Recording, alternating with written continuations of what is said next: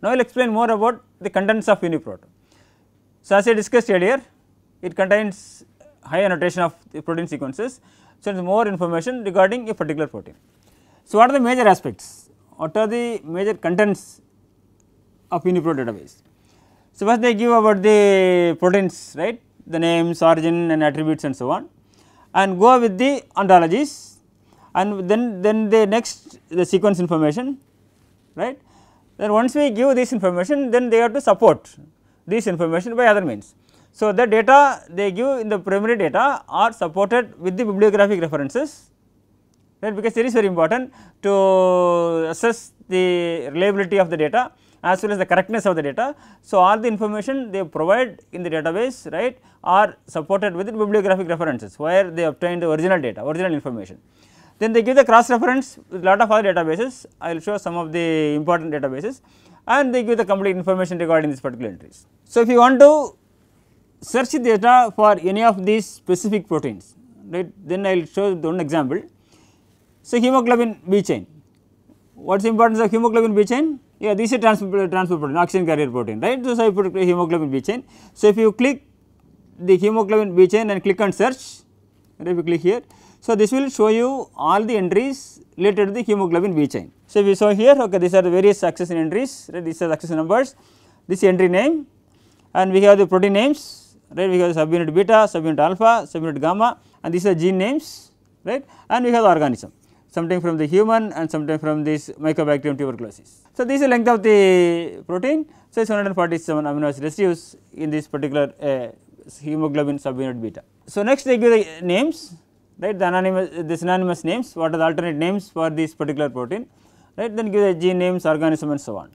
Then here we get the protein attributes, this 147 amino acid, its sequence status is complete because they got all the sequences, right, and it is known at the protein level. At the protein level they have the evidence, right, protein evidence at this protein level. Then you go with the general annotation, they try to incorporate or try to include most of the data available in the literature. So, what is the function of this particular protein? They transport oxygen, right, transport oxygen from lungs to the tissues. So, this is a major transport. So, then how many subunits or how many small subunits in this particular protein? Yeah, totally 4, right, because it has 2 alpha chains and 2 beta chains, right, they have the alpha 1, alpha 2, beta 1, beta 2. So, it is the tetramer, right, it is a heterotetramer, right, because 2 different chains, this way is hetero, there are 4 chains totally, so it is a heterotetramer, right. So, where is the found in tissues? It is in the red blood cells. So, whether any post-translational modifications in this particular protein. So, they mentioned there was the glycation and different types of post-translational modifications, right, at this site. Mainly the acetylation on lyse 60, lyse 83 and lyse 145, right, and they give the proper references also. So, where they have the post-translational modifications.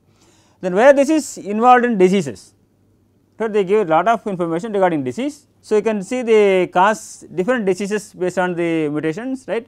So, they listed up several diseases where you can look all the details, right, from the UniProt database. Mainly they give the sickle cell anemia, so by the mutation of 6 glutamic acid to valine. So, they mention all the details about the diseases from this particular protein. So, now they give the ontologies, what are the various biological process which is oxygen transport. So, any diversity of this coding region, so they have polymorphism, right, they have this changes upon mutations or any other ligands or any other small molecules they bind, right, with this particular protein. Yes.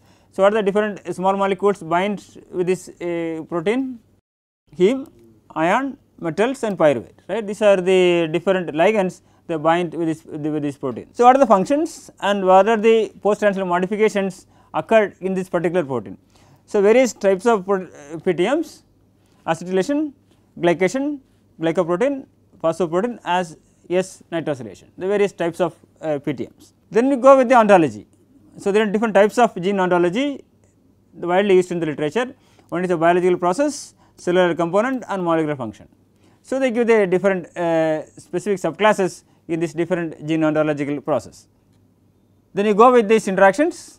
They have the interaction with other proteins. So, this is the database for the protein interactions, right, intact. So, they give the interaction with the other proteins, how they are interacting with the different other proteins. Then what are the different sites, what are the metal binding sites, what are different the binding sites, they give the information regarding the binding site of a particular protein, right. Now, the variants, there are various variants in this particular protein, right.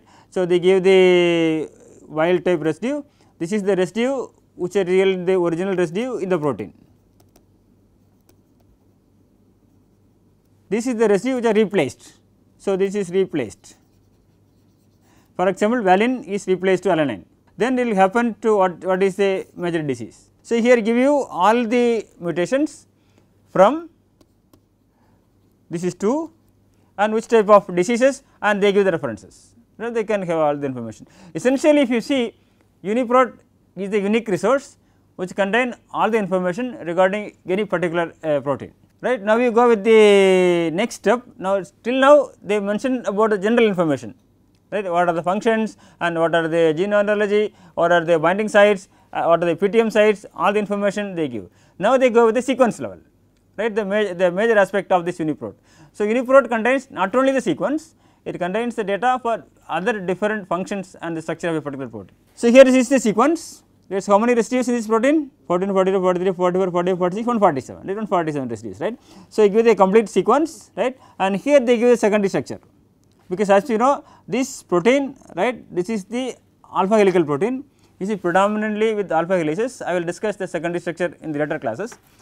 So, if you see the blue ones, they are mainly helices, right, and the green one strands, but here it does not have any strand, and we have some tands, okay, here and there you can see some tands, right. This is the secondary structure information regarding that particular protein. So, you can see the sequence in two different formats, either you can see this is the UniProt format and also you can see the FASTA format. What is FASTA format?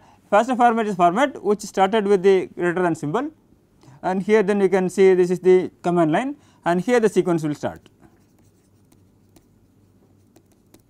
So, this is a kind of format which we adopt in bioinformatics generally for the treating these sequences as well as for a large scale analysis.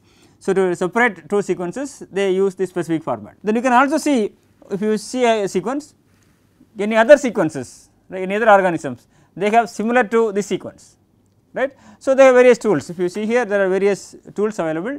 One is BLAST, I will discuss the details in later classes, right. This will help you to see the proteins which are related with your original protein sequence. So, if you have your own sequence, if you click on this BLAST, this will give you what are the other sequences related with your own sequence. So, now if you have references, because this is the important part, because how they obtain the information, because they cannot get directly from any from outside, right. So, they have to use from any reliable resources.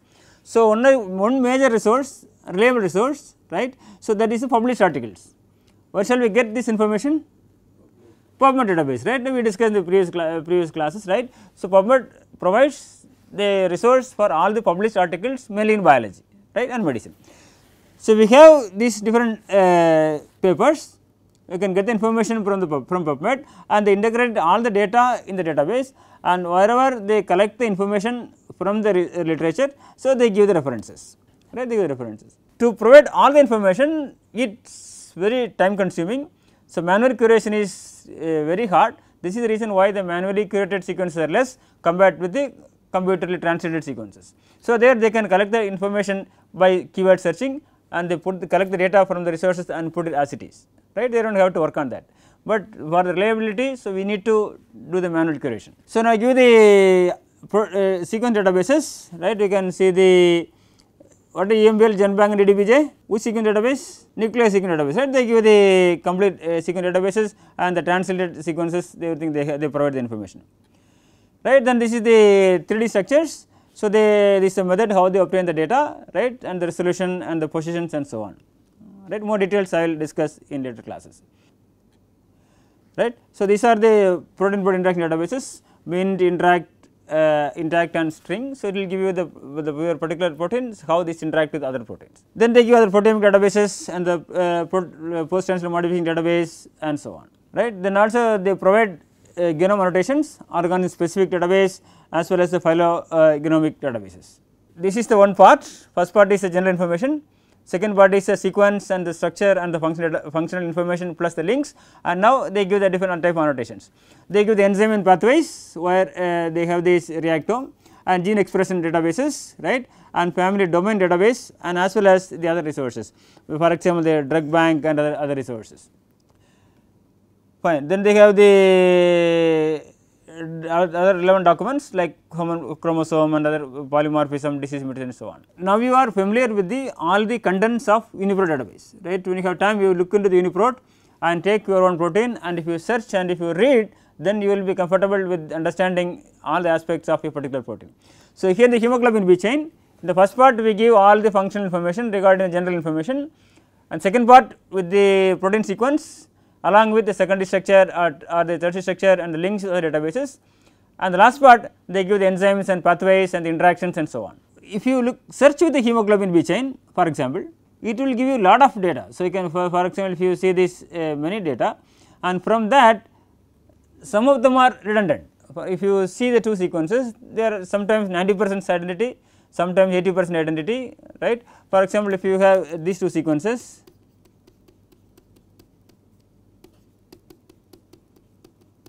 what is identity? 100%, right. So, you can see the 100% identity. So, in this case, this UniProt provides an option to select the sequences with some level of redundancy.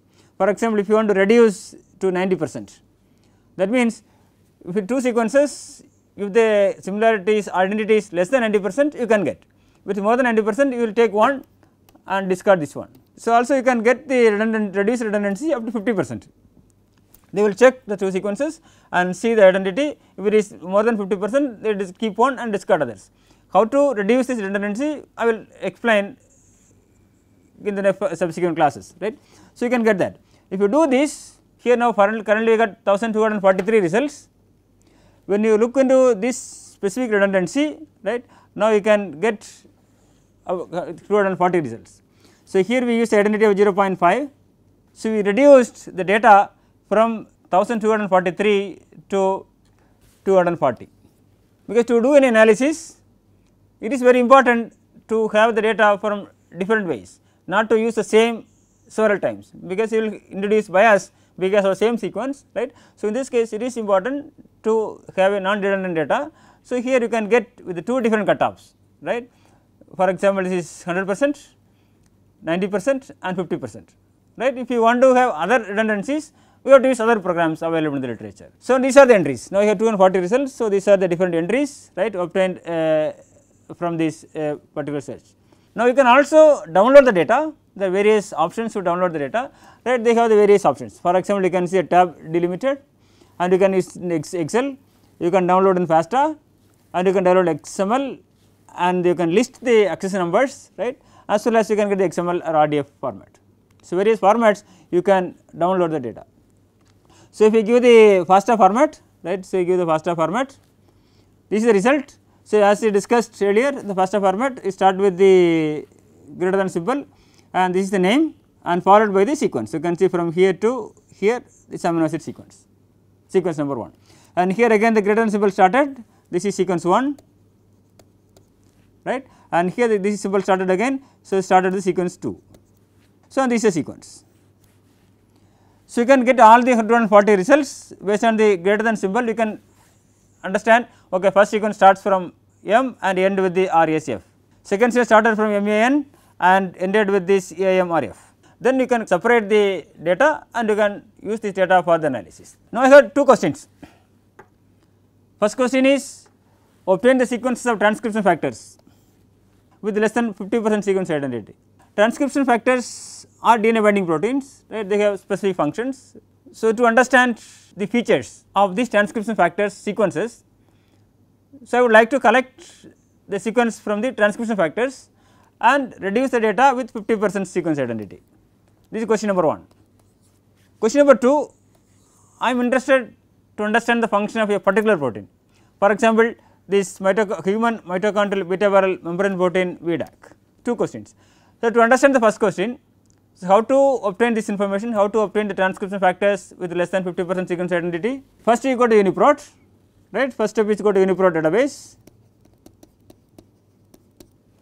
and search for transcription factors. So, go to there and you can see the UniProt. So, you have to search with transcription factors. So, we search, this is second step. So, when you search these transcription factors, what will happen? You will get a list of sequences which contain transcription factors in any field, because if you use a simple search, right, you can get the transcription factors which are matched with anywhere, or you can search in this, you can have the different options. If you want to get only the title, you can give the title, or any other mesh term you want to use it, you can use any mesh terms. So, with the transcription factors, how many data we get? So, more than 10,000 data, right. Now, if you use now, you will get more than that. So, now what is the question? So, we need the transcription factors and with less than 50% sequence identity. So, what to do with this? Okay, we have to choose the 50%, and if you click, you will get the data. So, to download the data, so there is an option called download here. Click to download, what will happen? It will ask for the option which format do you want. If you ask for the FASTA format, you will get the data in FASTA format, right. This is the one, and here this is the second one, and the third one, and so on. So, you get all the data in FASTA format, right. The first question is done. Now, we can use this for the analysis, right. What is the second question? Yeah, I want to see the amino acid sequence as well as some of the functions of this specific protein, because this protein is a recently published one. So, it has several functions, right. In the eukaryotic proteins, it is the first eukaryotic protein, right, in beta membrane protein. So, if you do this, right, just go to the UniProt, and if you search with this keyword mitochondrial beta membrane protein and human and VDAC, right, then you will get this specific entries, and if you click on any of these things, right, you will get the data. This is a sequence. So, this is your sequence. If you want to get the FASTA format, you can click into FASTA format, and then you will get the sequence in the FASTA format. Now, in the UniProt, you can obtain the information on different perspectives. For example, if you are interested on any of the particular protein, you want to do that. So, you can do it and get the information.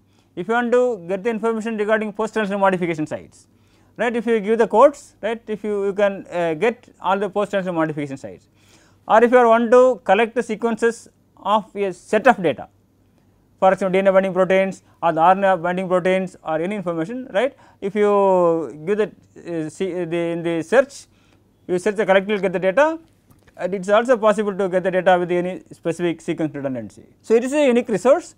It contains a lot of information regarding protein sequences, right. So, this is the reason why several researchers, they are using the UniProt database in their research. So, now we will recollect again what are the various aspects we discussed in the class today. Primary structures. What is the primary structure? Specific arrangement of amino acid residues in a protein, right, like it has a main chain and it has a side chain. So, main chain, it is the same, right. What is the main chain? So, the amino sign, there is NH2, right, C alpha, C, N, C alpha, C, it goes on, right. Then you can put the COH. This is the amino terminal, N terminal, this is called the N terminal or amino terminal, the C terminal.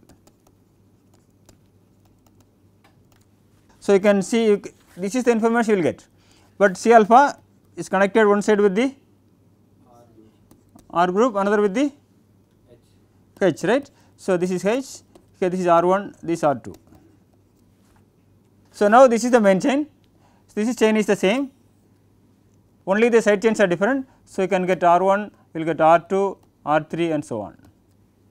This can be same amino acid or different amino acid. So, this determines the sequence.